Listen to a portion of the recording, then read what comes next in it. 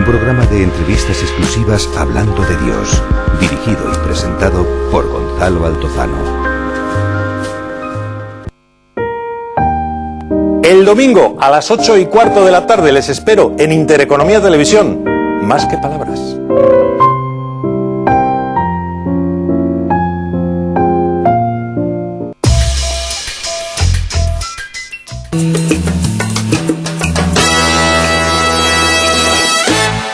Ay, tengo que reconocer que le estoy cogiendo cariño a Horcajo.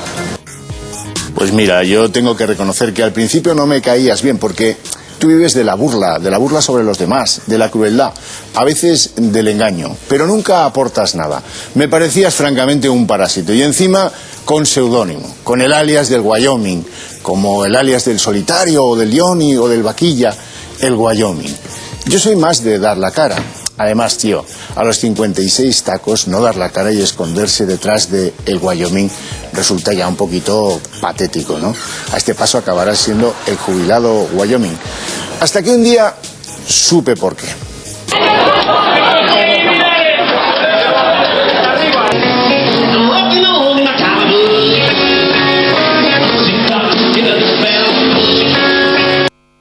Canta mal, pero con sentimiento, y eso tiene que doler. No me extraña que quieras que no relacionen al Wyoming con tu verdadero nombre. Es, francamente, para hacerse disidente. Y luego, ¿tú hablas de lo antiguo? Es que Horcajo conecta mejor con el personaje cuanto más antiguo es. Jo, macho, pero si a ti te dio la alternativa Bob Dylan.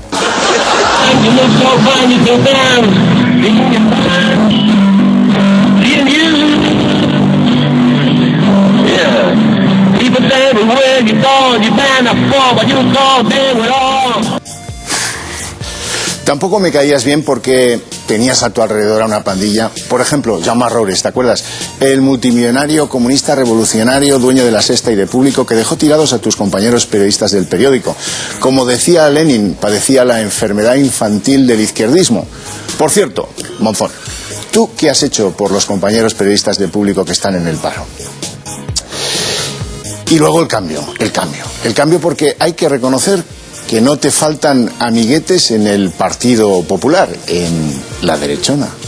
Lo digo en serio, oye, Wyoming es muy bueno. En fin, Wyoming, que más se perdió en Cuba y que si necesitas apoyo, ahora con la fusión, no te preocupes que te prestaremos apoyo. ¿Con quién están ustedes de acuerdo? Vamos a ver cuáles son sus opiniones. A, con Sarkozy, o B, con la tolerancia del PSOE. Vamos a ver los resultados gracias a las llamadas que han efectuado ustedes. Eso es, ahí están. Pues están más de acuerdo con la tolerancia cero de Sarkozy. Un 69% ronda esa opción. Bueno, ya lo saben, el próximo día 9 de abril la huelga de pilotos obligará a la cancelación de 159 vuelos, nada más y nada menos. Afectará de lleno a la operación retorno de Semana Santa. Serán 30 jornadas de paro, es decir, todos los lunes y todos los viernes, así hasta el día 20 de julio. ¿Saben ustedes cuánto le va a costar a Iberia cada jornada de huelga? 3 millones de euros. El principal punto de fricción es la creación de Iberia Express. Este nuevo servicio lo que generaría serían 500 puestos de trabajo, nada más y nada menos, y además, bueno, pues haría que los españoles viajáramos más barato, pero va a ser que no, porque es el principal punto de fricción.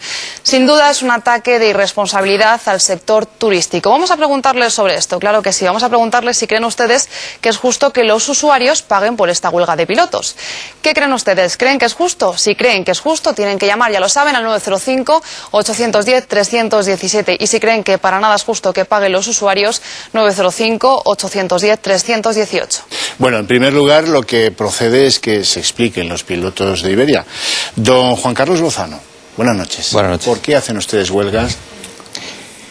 El motivo de esta huelga es un complicado proceso que dura ya 2 años, por el cual Iberia decide crear una filial, no quieren llamarla bajo coste, pero es una filial de bajo coste.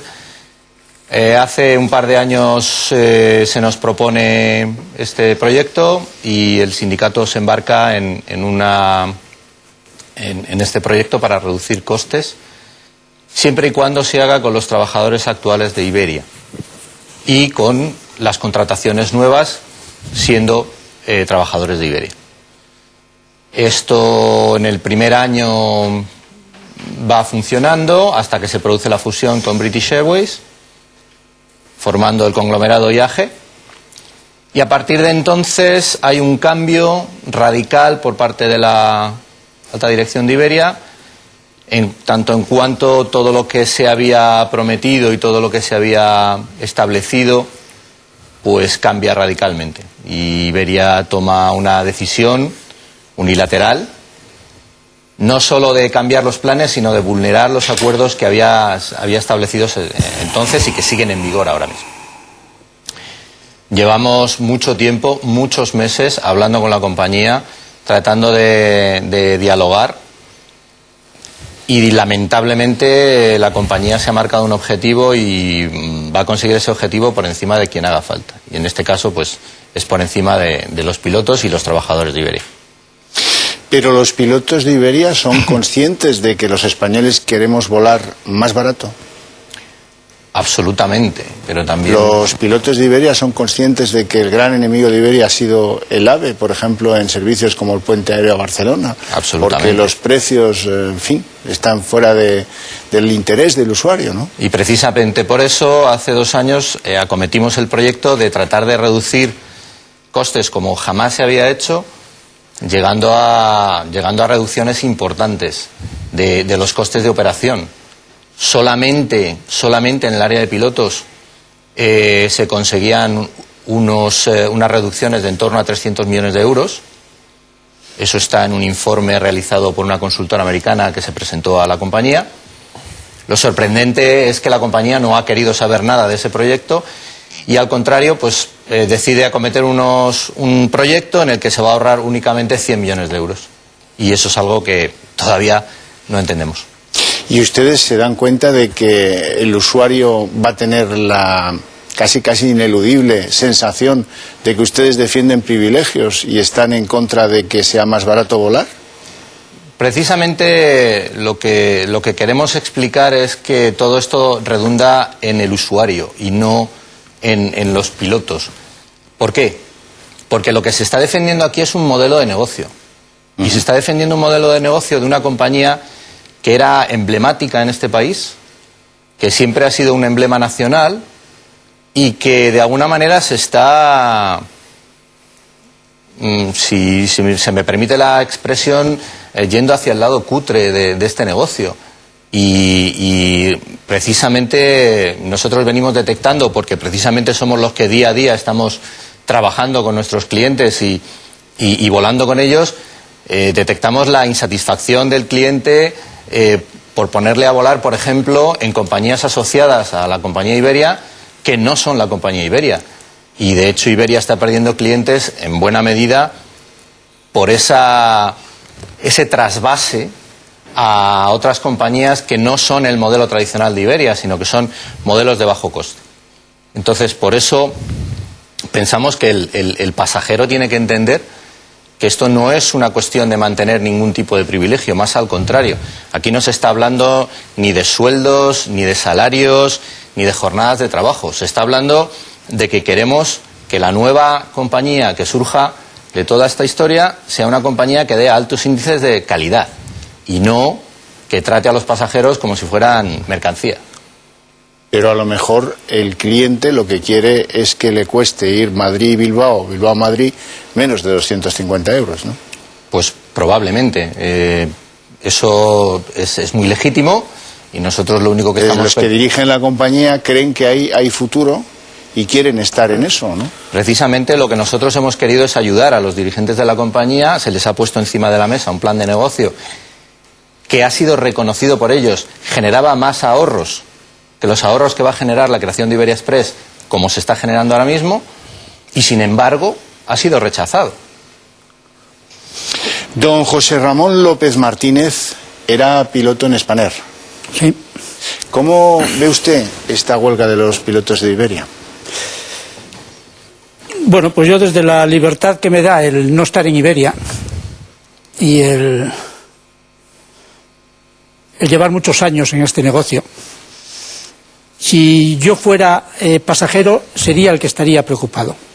Y no por el dinero, no porque vaya a pagar más o vaya a pagar menos, porque van a pagar lo mismo.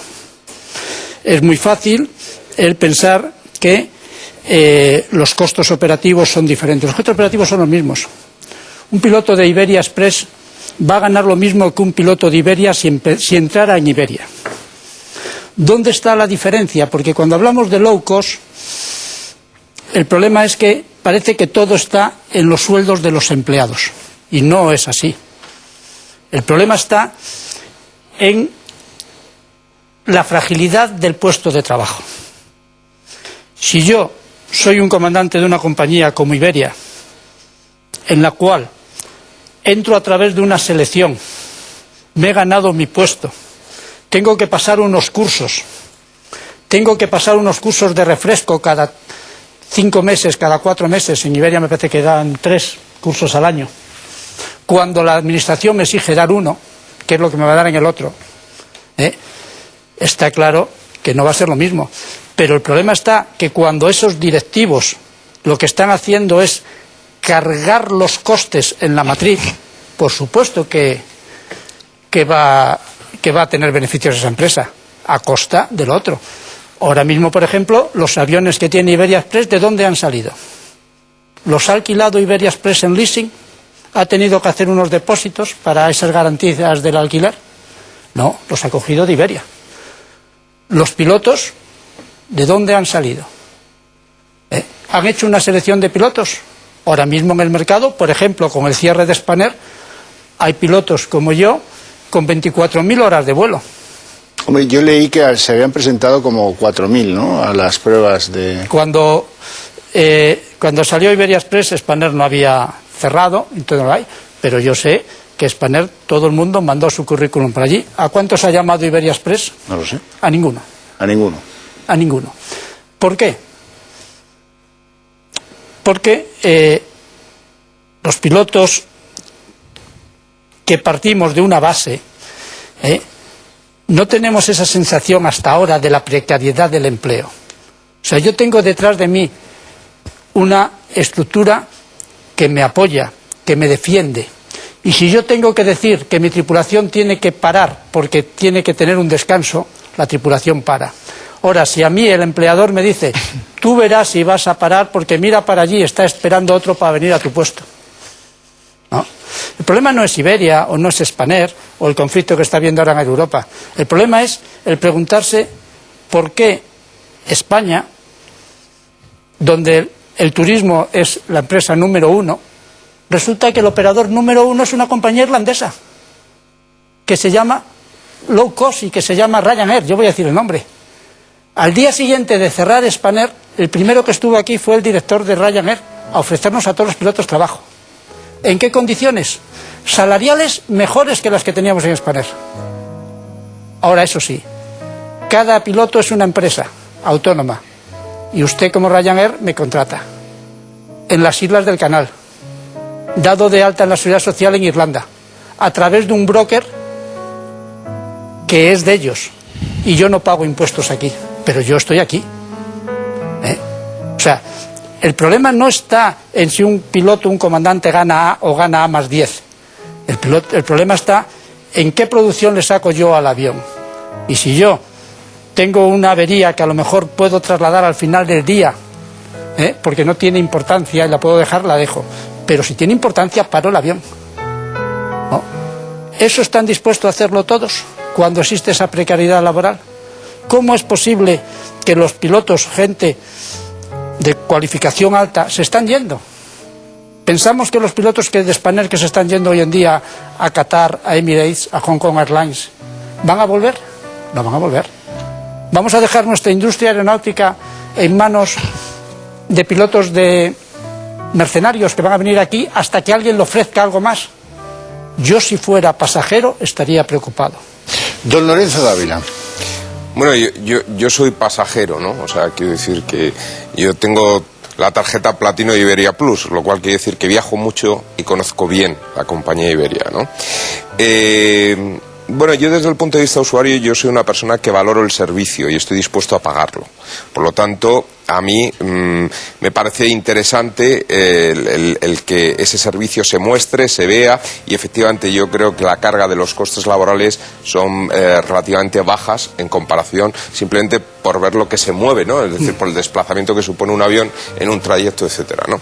Pero también, y tal como he visto un poco todo este proceso de la salida de la nueva línea de Iberia Express, ¿no?, da la sensación, y también eso lo valoro como usuario, que si se logran de verdad abaratar los costes, aunque es verdad que uno tendría que entrar en profundidad, como ha dicho ahora mismo, ¿no?, en cómo se abaratan esos costes, se permiten no solamente ser más barato, que yo insisto, estoy dispuesto a pagar el servicio, pero sí se permite ir a destinos que se han anulado, es decir, que ya no hay la transferencia desde unos vuelos a otros de tal forma que hay una obligación por parte de la compañía bandera estatal antigua, etcétera, de cubrir determinados destinos. Ahora, si una línea no es rentable, se elimina ahí fuera.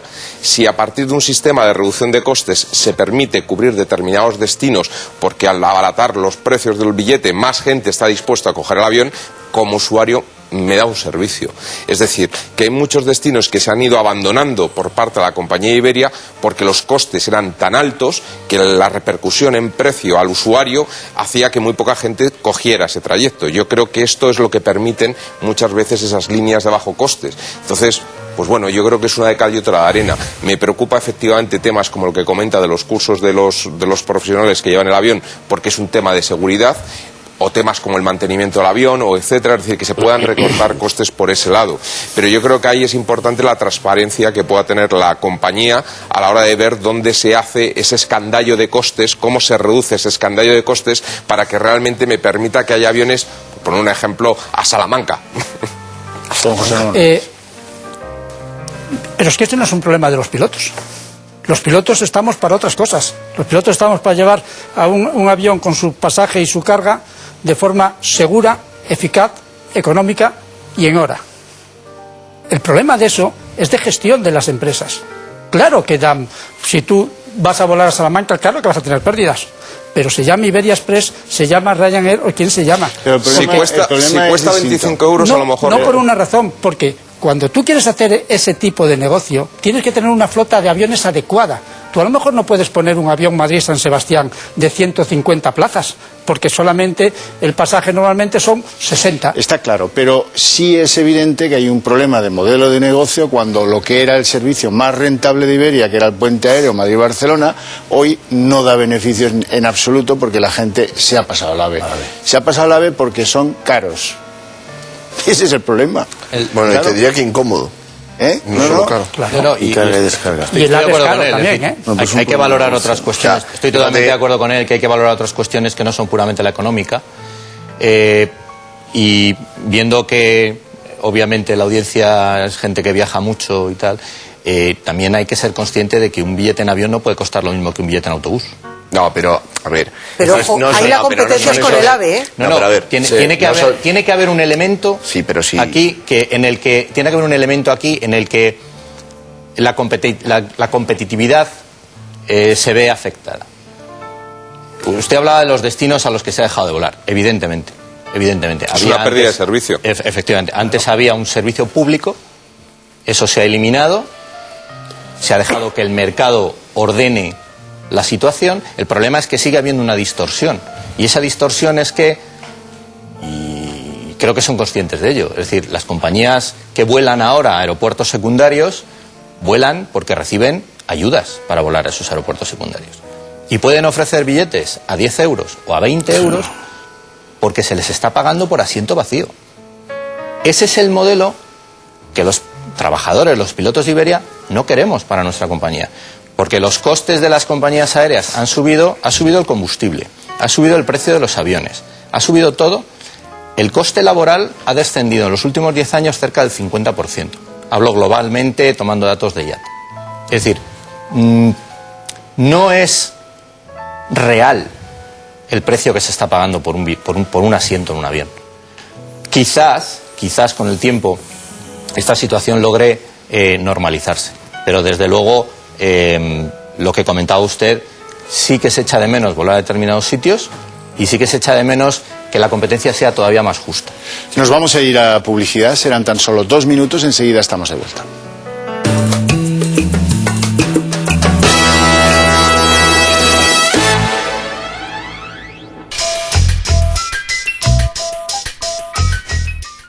¿Estás cansada? ¿Tienes los ojos rojos? Sí, ha sido un día duro. Prueba Afomil. 2 gotas ayudan a mejorar la irritación. ¿Así mejor? Y puedes usarlo tantas veces como quieras. Mucho mejor. Afomil, 1000 veces mejor. No usar en caso de conocida incompatibilidad con algún componente de la preparación. De venta exclusiva en farmacias. Según el ministro Soria, España no puede infrautilizar ningún recurso energético. Por ello, el próximo 12 de abril analizaremos en nuestra conferencia el papel de la energía nuclear en el futuro mix energético español, con el patrocinio de Areva. Tenemos uno de los mejores sistemas sanitarios del mundo. En Toma Medicina, los martes a las 12, hablaremos de sus virtudes y de sus áreas de mejora. No se lo pierdan, martes a las 12. Toma Medicina. Él invierte en la defensa de la vida y la familia. Ella invierte en la lucha contra la corrupción y el despilfarro. Él invierte en la cultura del trabajo y el esfuerzo. Ella invierte en defender la justicia y la libertad. Ellos invierten en la unidad de España. Todos están invirtiendo en valores seguros. Invierta en una España mejor. Compre La Gaceta. Nadie lo ha visto jamás. Nunca sale en televisión. No concede entrevistas. Y sin embargo, no es bueno que Dios esté solo. Un programa de entrevistas exclusivas hablando de Dios. Dirigido y presentado por Gonzalo Altozano. El domingo a las 8:15 de la tarde les espero en Intereconomía Televisión. Más que palabras.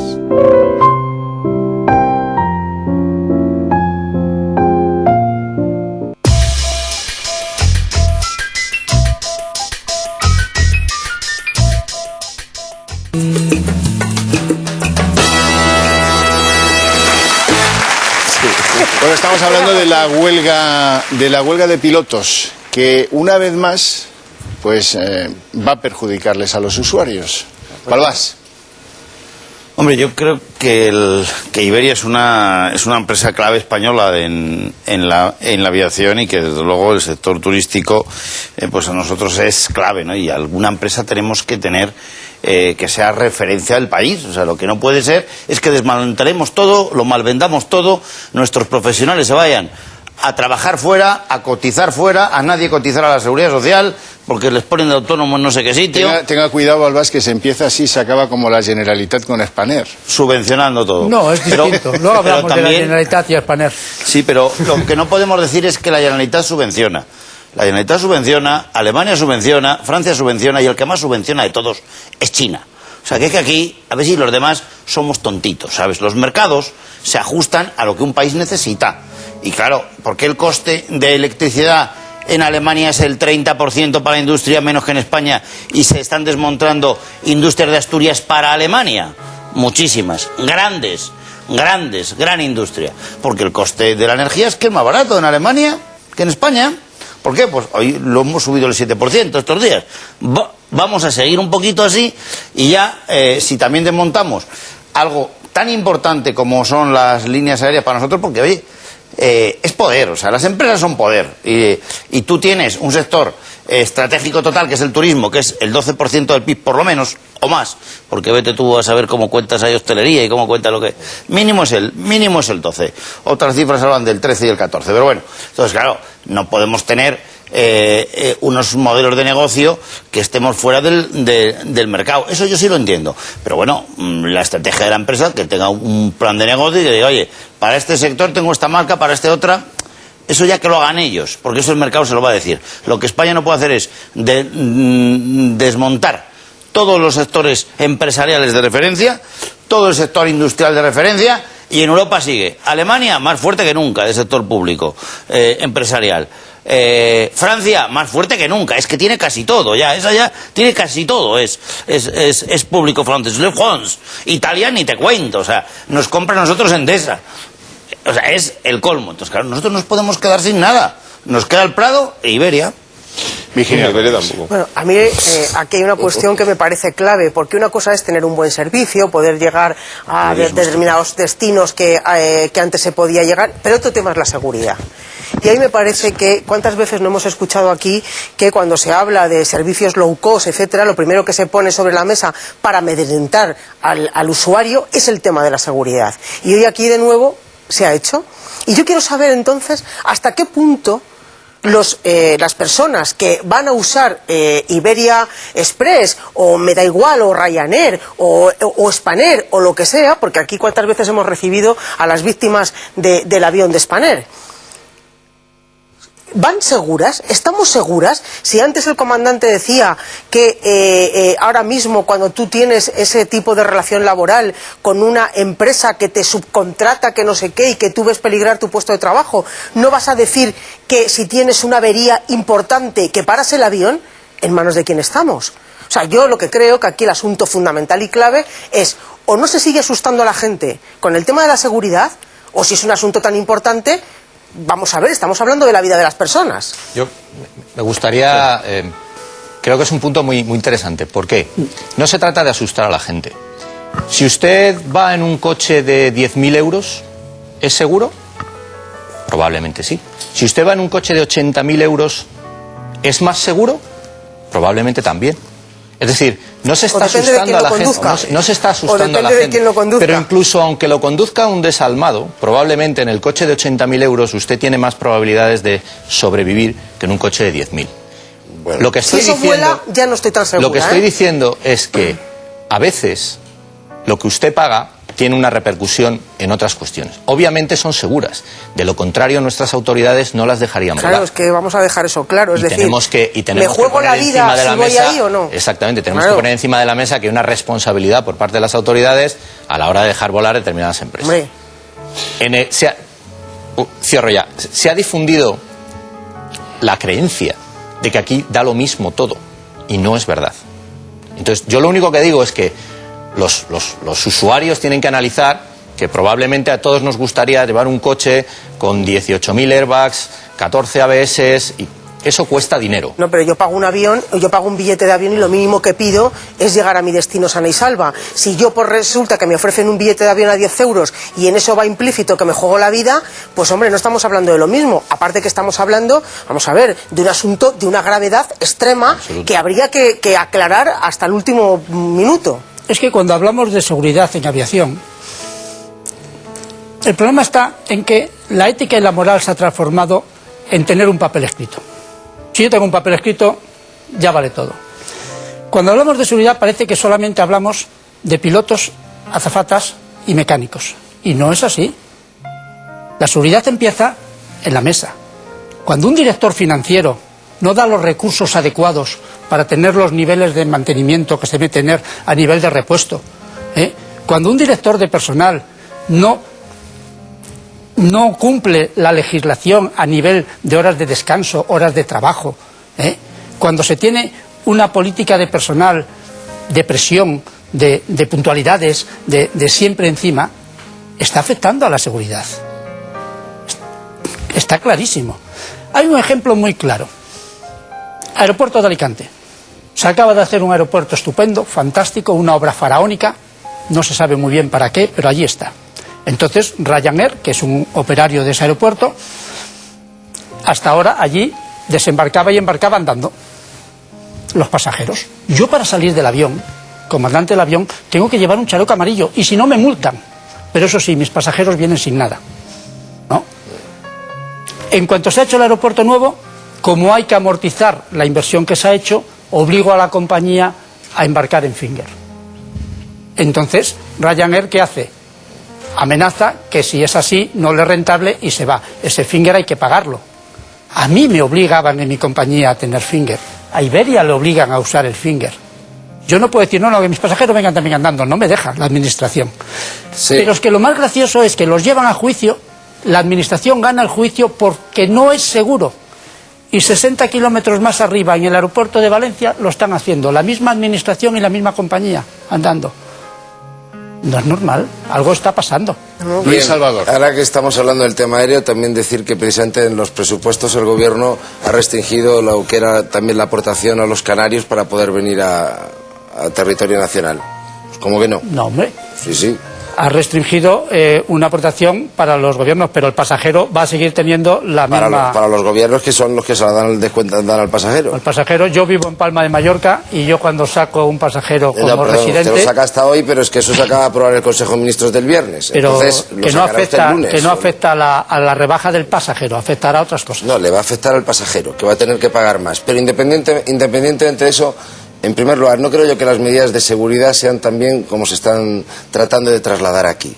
Porque antes se ha comparado el medio de transporte, o sea, lo que es el avión, hasta con los propios autocares. Los autocares también, los conductores tienen un tipo de horarios que tienen que respetar, si no tienen que hacer cambio de conductores, etcétera, y lo hacen en un transporte mucho más barato y tal. Lo que está diciendo del tema de la seguridad, pues ¿por qué Iberia ha cambiado en rutas donde iban unos tipos de aviones y de repente ponen aviones regionales?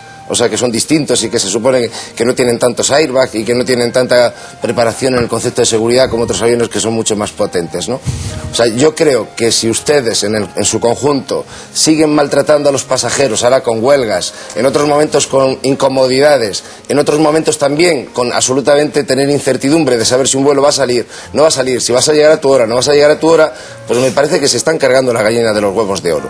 Ustedes pueden creer que están defendiendo sus intereses, pero la gente que hemos utilizado aviones con bastante seguridad estamos hasta las narices de que cuando no es por un tema es por otro y nunca tiene, o sea, la compañía, o sea, inclemencias meteorológicas, cualquier tipo de excusa es buena, pero el pasajero puede soportar lo que venga. ¿Ustedes creen que tienen que ponerse en huelga o sea, por el tema de que ahora mismo Iberia trata de sacar otro tipo de compañía? Pues háganlo. Cada vez la gente seguirá estando más cabreada y buscará transportes alternativos, como se ha dicho antes, con el tema del AVE. Y lo de la seguridad me parece que es jugar un poco también con el miedo de la gente y no me parece que sea adecuado. Porque independientemente de esto, esas compañías tienen que garantizar que tienen seguridad, tienen que pasar una serie de controles y también todos los protocolos que tienen que hacer un vuelo antes de desarrollarse para garantizar que el avión está en buenas condiciones. Juan Carlos Lozano, yo le quería preguntar a usted una cosa más directa, un poquito más directa. ¿Por qué el personal, las azafatas, no están de acuerdo con su huelga? Bueno, de hecho, el sindicato mayoritario de auxiliares de vuelo está con nosotros.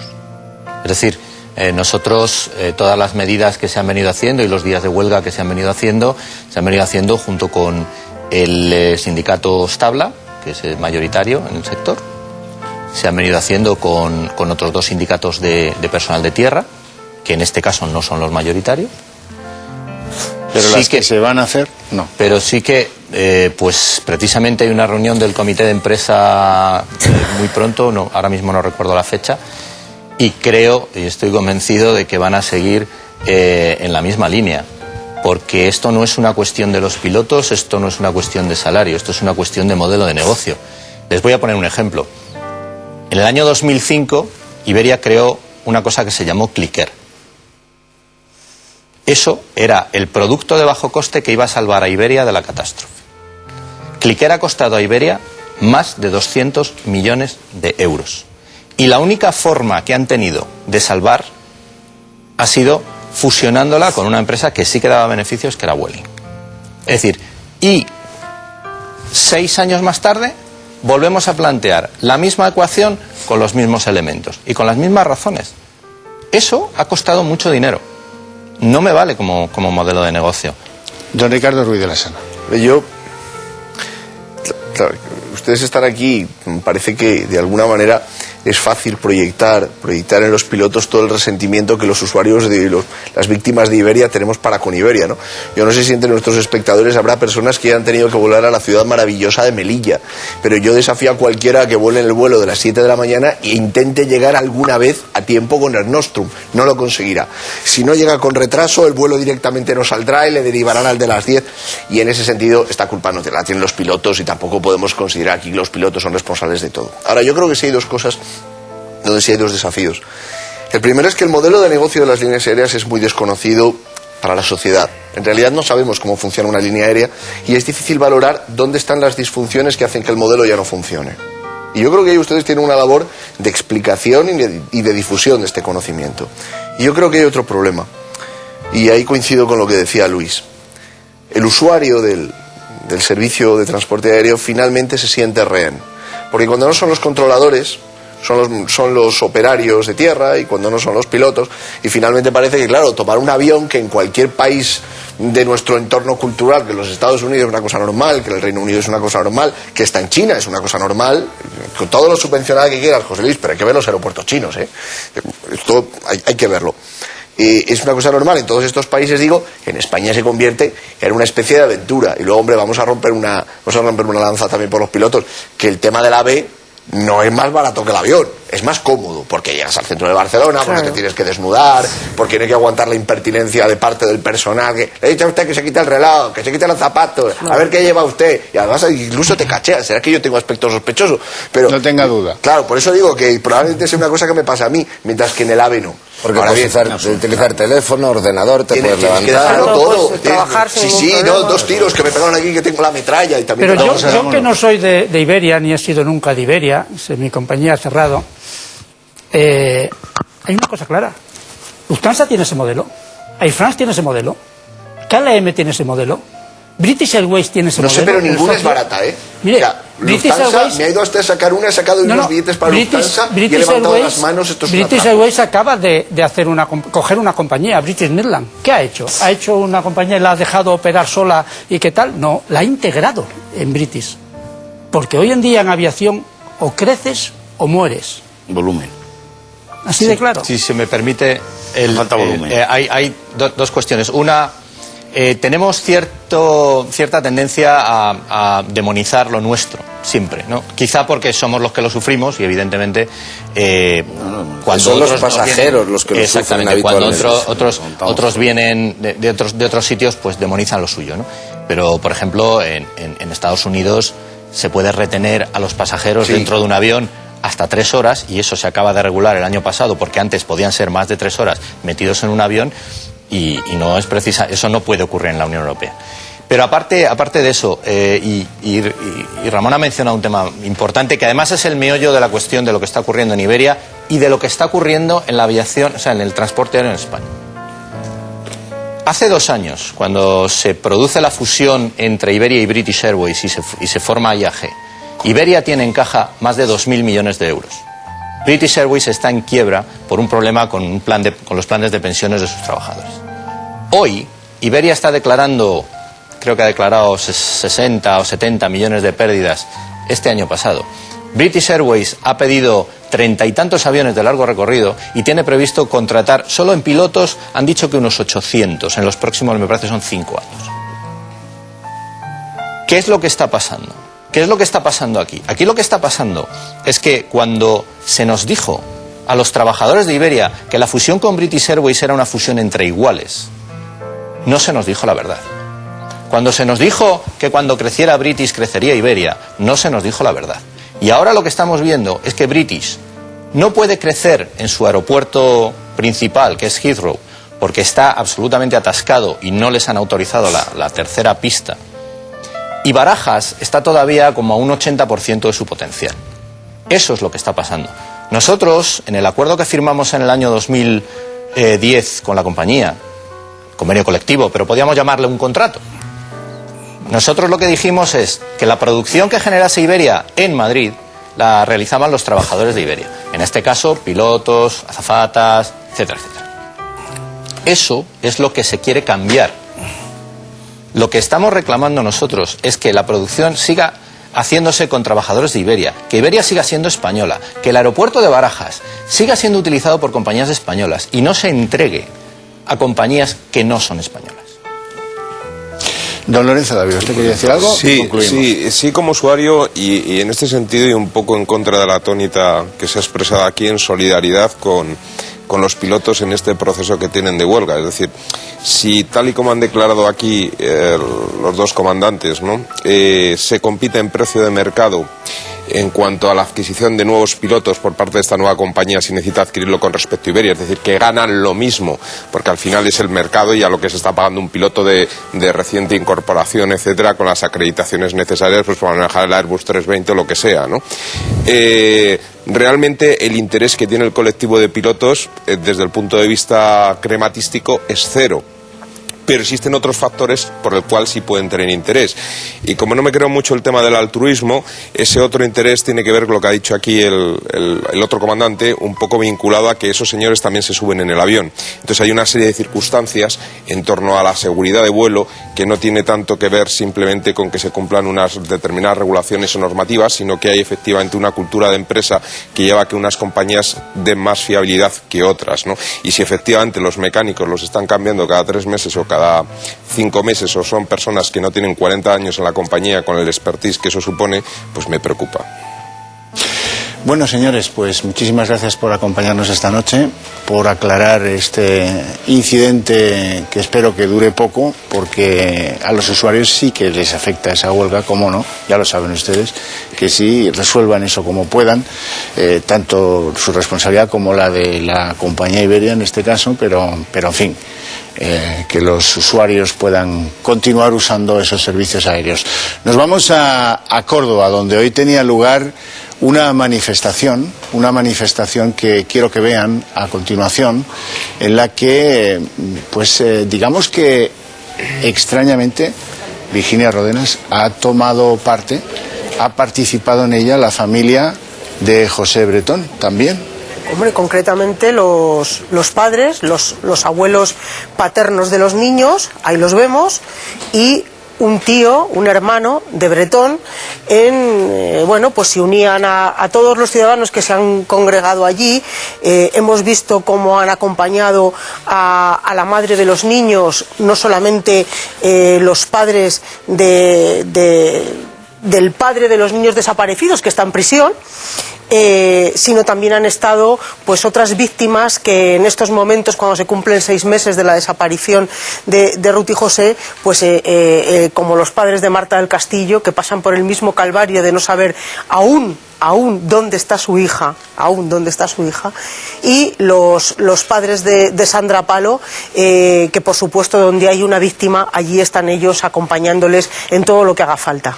Ya saben ustedes que la madre de estos niños, pues ya definitivamente y de una manera rotunda y clara, responsabiliza a José Bretón de lo que haya podido suceder con sus hijos, que ella no lo sabe, pero que sí dice que cree que los utilizó para hacerle daño, y que, bueno, pues dónde están los niños es lo que queda por averiguar, y que nadie sabe nada más, ¿no? ¿Nada? Ese es el asunto, ¿no? Fracaso judicial, fracaso tremendo, policial, y fracaso el que le podemos ofrecer a esta familia que lleva pues esos 6 meses de angustia, y esperen ustedes lo que durará esto, ¿no? Y además ha sido una muestra, a mí me ha parecido la manifestación que ha habido hoy pidiendo que aparezcan estos niños, en los que el sentido común y la solidaridad han sido pues una muestra de orgullo para todos los que han estado allí, porque frente a una posibilidad inicial que había de que se recriminase a los padres del presunto persona que ha hecho desaparecer a estos niños, que es el padre, pues el hecho de haber estado a su lado durante todo este tiempo, que en fin, ¿qué van a hacer unos padres en una situación así? Y demás, todas las personas asistentes a esta manifestación han respetado perfectamente que estuvieran allí esos abuelos, que estuviera allí ese tío, que pidieran que pidieran la colaboración ciudadana pues para que estos niños aparezcan, y aunque es verdad que nunca se han juntado ni se han saludado con su exnuera, me parece que es un acto de civilización, de sentido común y de solidaridad, pues que debe de ser un modelo. Don Ricardo Ruiz de la Serna. Yo hago mío todo lo que ha dicho Virginia, y yo añadiría únicamente que esto exige y recuerda una vez más la necesidad de que se modifique el Código Penal, de tal manera que ni la desaparición de la posible víctima de un delito, ni finalmente... Esto es aquello en lo que nuestra clase política nos da la cambiada por respuesta y nos dice que no hay que legislar en caliente, que, bueno, hay estos temas, pues claro, mire, 6 meses, sin poder dar respuesta a esta familia. Y las que están ahí con ellos, compartiendo esto, llevan años sin que se les haya dado adecuada respuesta a sus respectivos dramas. Y ahí hay que incidir. Es central que se hagan las reformas que convengan para que esto definitivamente no le tenga que pasar a ninguna familia española más. Y luego hay otro detalle, Xavi. Una es esta cuestión, y la otra es que la colaboración ciudadana en estos casos es crucial. Es decir, lo que las personas recuerdan, lo que las personas han podido ver, lo que las personas pueden identificar a posteriori es determinante en la investigación policial. Y esto nunca... Hombre, yo quiero pensar que han pasado ya demasiados meses como para que esa colaboración no hubiera dado No, pero ¿sabes lo que frutos, pasa, Xavi? A veces no es que la gente no quiera, a veces es que no se recuerda. Y a veces se recuerdan detalles cuando ha pasado mucho tiempo. Por ejemplo, te pongo un ejemplo que a veces uno no se percata de él. Se da cuenta de detalles rutinarios en los que no repara hasta que un día se produce el fenómeno de que se enciende la bombilla o ve una fotografía. Ve una fotografía casual que tomó en un momento determinado y nota algo raro. Ese tipo de cosas, o ve algo a posteriori, un movimiento extraño, un coche, ese tipo de cosas han ocurrido. O sea, en la historia de la criminología estos casos se han dado. Entonces hay que llamar a los ciudadanos a que no bajen la guardia, a que estén atentos, a que hagan un esfuerzo por recordar, por ver. Porque no sería el primer caso, y bueno, hemos conocido casos desgraciadamente terribles, de personas que han estado mucho tiempo sin saber, mucho tiempo, hasta que finalmente han sabido. Tengo que hacer un inciso, ha pedido la palabra don José Luis Balbás, y en no tratándose de un asunto que afecte al PSOE, y en no tratándose de un asunto que afecte a la economía, la economía. Un hecho singular, don José Luis Balbás. Ya sabes que todo afecta a la economía. No vas a hablar de economía. No, hombre, la seguridad ciudadana es un valor fundamental en un Estado de Derecho. La verdad es que la policía española funciona muy bien. La sensación de seguridad en España es bastante aceptable. Y yo creo que en temas como afectado ya tanto por menores, debe la policía buscar más medios, investigar. La policía española, si quiere investigar, hombre, todo no se puede investigar, porque hay cosas que en el mundo pues son difíciles, y en términos de criminología, pues todo el mundo sabemos que hay crímenes perfectos, porque al menos no se descubren, Perfectos por lo que sea. no hay ninguno. Perfectos no hay ninguno, pero bueno. En este asunto de Córdoba y de la desaparición de estos dos Es una niños, desaparición. ha habido bastantes muchas. meteduras de pata, por lo menos informativas. Por lo menos informativas, y algunas otras no fundamental, informativas. sobre todo además cuando tiene tanta trascendencia mediática, es fundamental que la policía se esfuerce, porque la sensación de seguridad es muy importante, y para España también, o sea, porque como es un país turístico, la seguridad es fundamental, la sensación de seguridad. Hay que contar una pequeña anécdota. El padre de la policía científica, el que inventó el famoso maletín que luego hemos visto en las series de televisión, tenía un aforismo que es cierto. Él dice que toda presencia deja un rastro.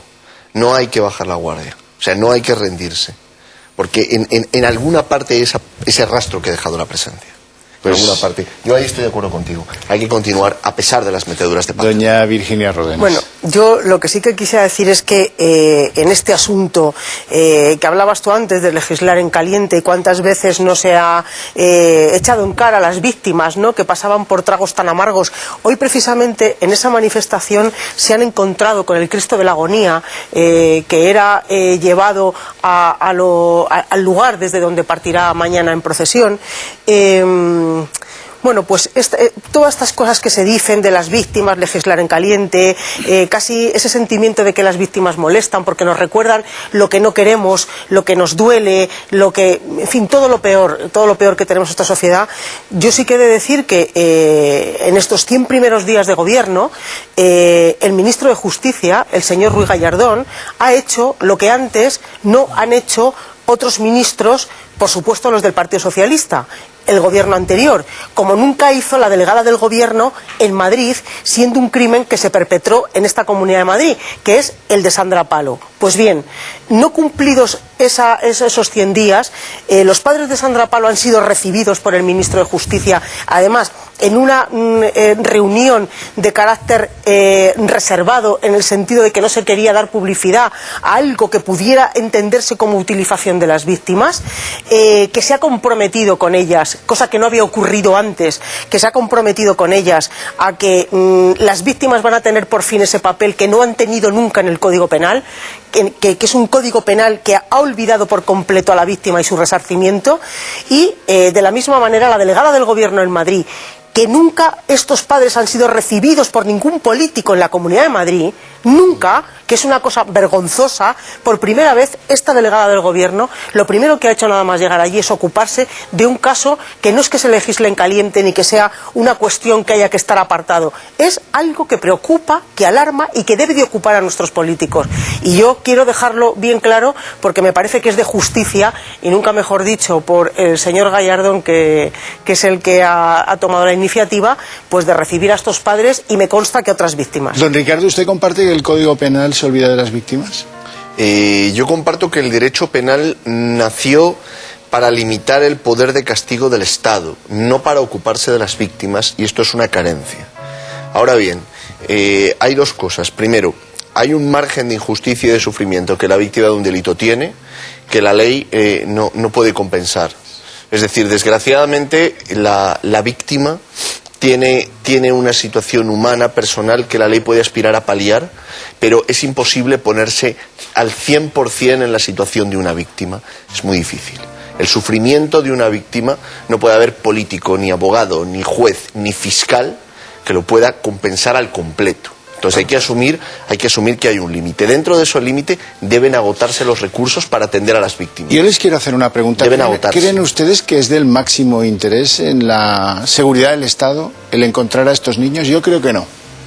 Yo creo que es un ¿Para la seguridad del Estado? Sí. No, para que se haga justicia, sí.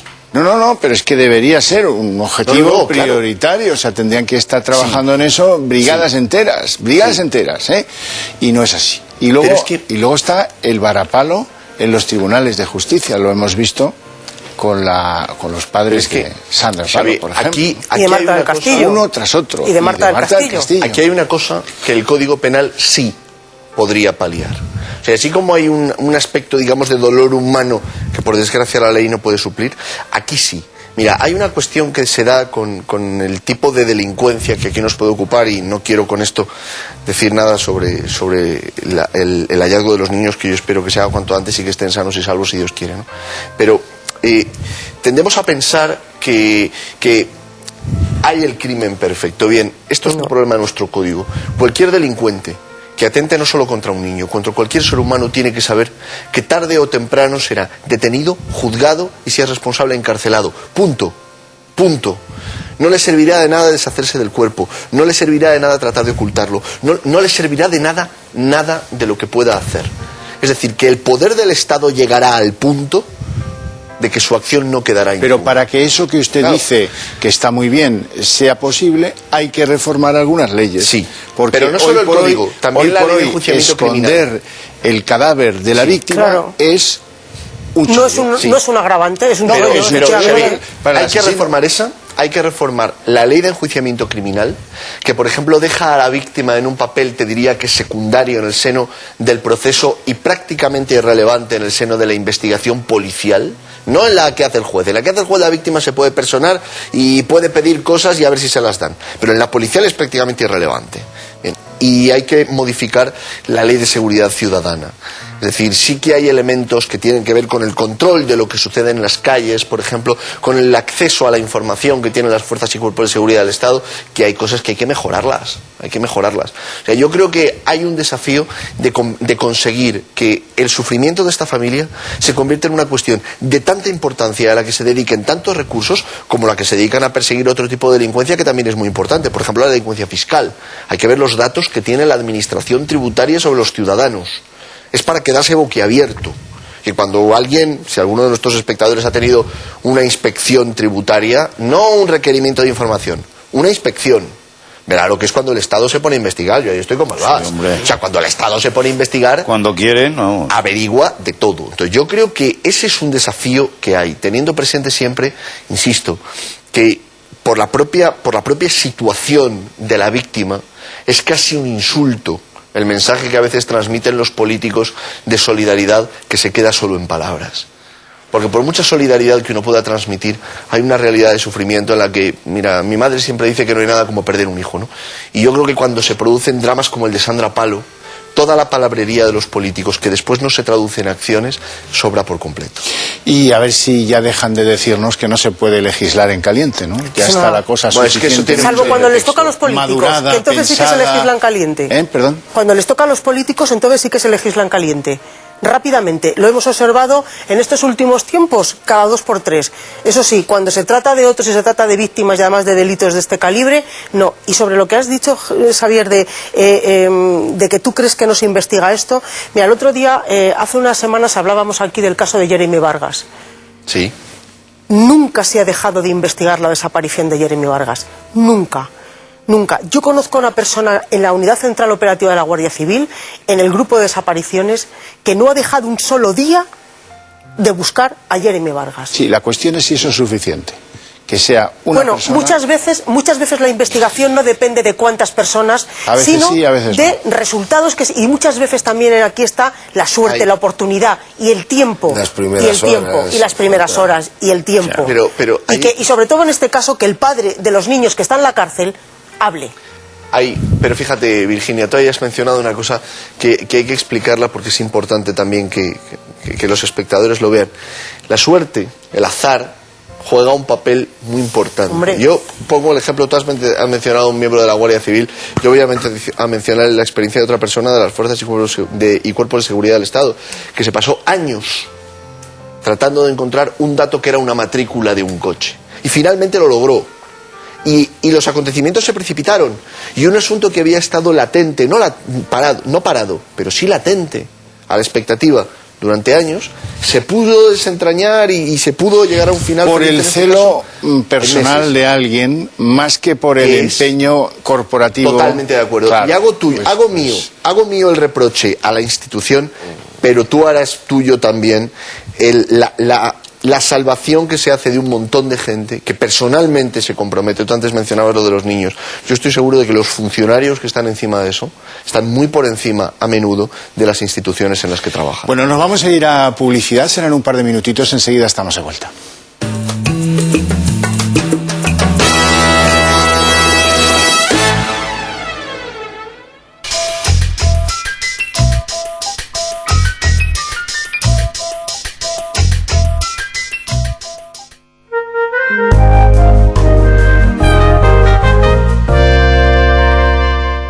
La tienda de Intereconomía presenta la última joya del diseño italiano y la relojería de alta gama, el cronógrafo Milano, creado en la capital mundial del estilo y la elegancia. Es un cronógrafo de gran clase con todos sus detalles.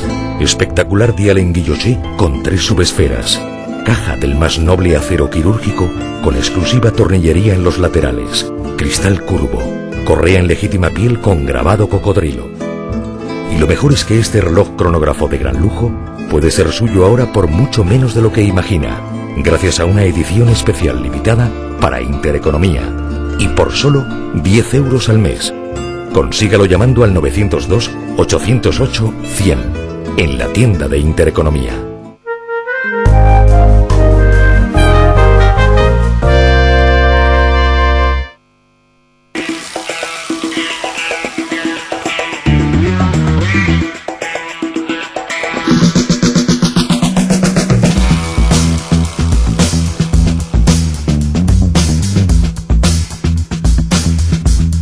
Intereconomía Televisión por dentro. El domingo a las 10:30 de la noche en Intereconomía Televisión.